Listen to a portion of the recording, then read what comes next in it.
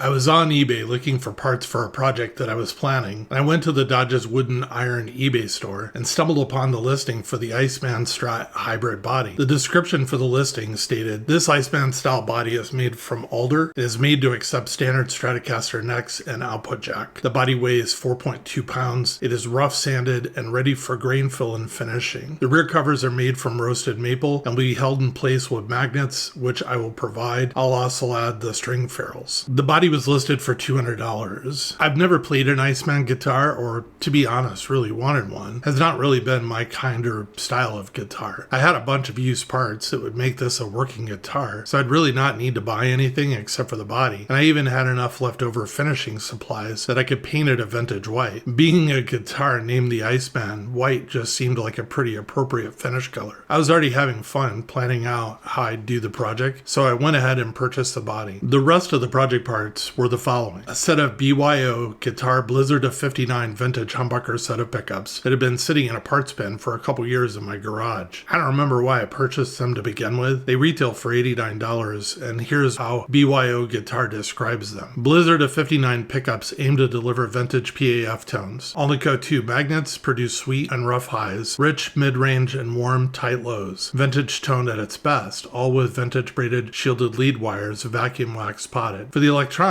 I had a 2-pot 500K setup wiring harness that I had pulled out of a guitar recently that would work perfectly for this project. The neck was an aged neck that I had purchased a long time ago from Mr. G508 on eBay. It's basically an all-parts neck that it's been aged. He had built this and had put it out on the site for sale. I eventually removed the fender decals because I wanted to be able to sell if I put this on a guitar on reverb, and I couldn't if it had the fender decals. It is an oversized 70s style headstock that I think is appropriate for this project. Whenever I think of Paul Stanley of Kiss playing an Iceman on stage, I'm drawn back to the 70s. I like the neck because it's already broken in feeling and really a joy to play. The bridge is a used bridge that I pulled off of a guitar, and so are the knobs for the controls. Even the input jack and the input jack boat are used that I pulled from a body. The strap pegs were pulled from a damaged body. A few things that I kind of observed while doing the build. One, the build went really easy. The step that really took me the longest time was applying grain filler, vinyl sealer, vintage white lacquer, and satin lacquer, and then I had to let everything cure before I could move on to assembly, and this took a couple weeks. The end product, to me, looks really cool. I really like how it's turned out. I'm actually really surprised how much I like it. I like the white with chrome parts.